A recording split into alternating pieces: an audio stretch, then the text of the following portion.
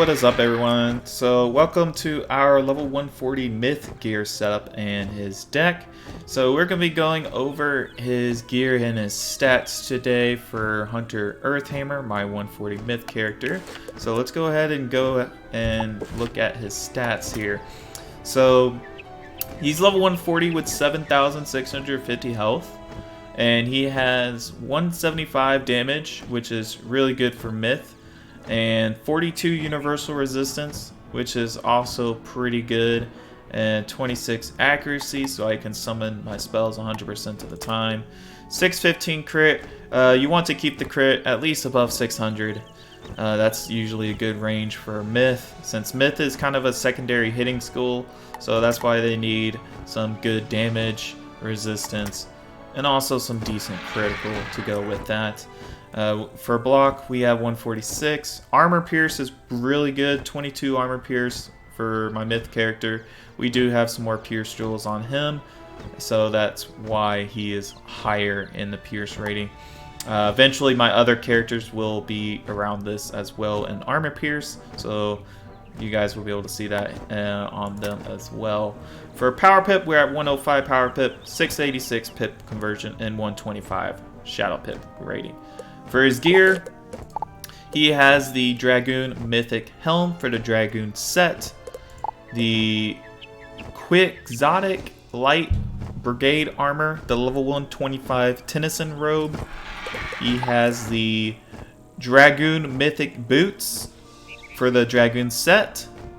He has the Fossil Hunter Skull Crusher Wand, mainly for the set bonus with the Frillosaur, which we'll get to the Frillosaur here later, so you guys can see that. I don't have any square socket added to this yet, but we'll add it later. For the Atham, we're using the Dirk of Dimwood Vale.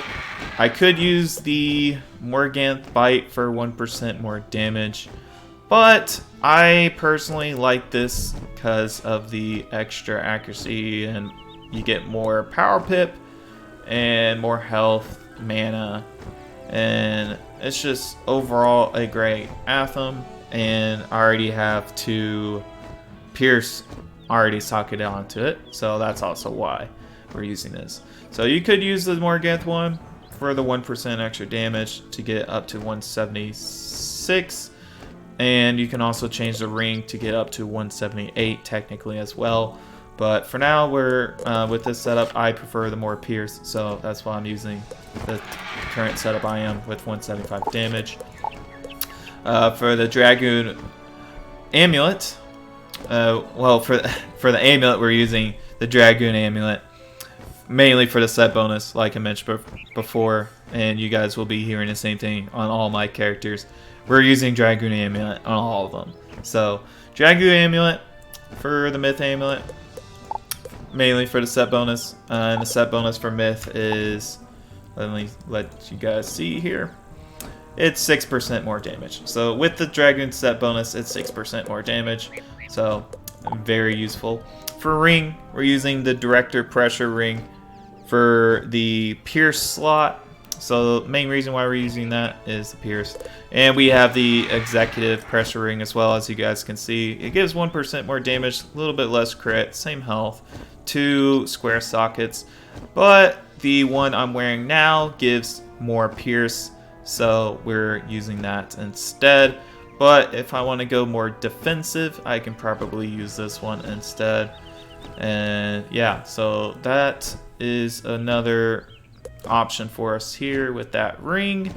For the pet, we're using a Quint double pet quit damage, but with spell proof. We don't have mighty. If we had mighty, our damage will be higher, of course. But as I mentioned previously, guys, Myth is a secondary hitting school. Myth doesn't really hit as often as Storm and Fire. So you can get a Mighty instead of the Spellproof here in the pool, but I personally like the Spellproof because Myth is more of a secondary hitting school. You don't see Myth really hitting as a primary skill when you're questing. So the spell truth is very helpful, mainly for PvE, but for PvP, you know, you can change that spell proof to something else. Like I mentioned, like Mighty, you'll get even more damage. So Myth has potential to get above 180 damage if you have a Mighty instead of that spell proof onto this pet. But for now, we have this as is, and I very enjoy having this pet around. It is just a banger pet, in my opinion. So let me guys know what you think about this pet. For me, I like it a lot because it is great for PvE. And for the mounts, we're using balance culture again, just like my ice character. We're not lucky, guys, in getting the myth and ice culture, so we're using the balance culture as a replacement for 2% more damage. It's just 1% less than the myth culture, but sadly, you know, we gotta use this for the 2% more damage, you know. But yeah, that is why we're using the balance culture. For the deck, just like all the characters, we're using Mythic Paradox deck. Still one of the best decks in the game at level 140, so that is why we're using it, and it's great for the triangle socket for the pip there. And for his deck is set up mainly for Sathrelith, just like my Ice Wizard in his 140 gear showcase.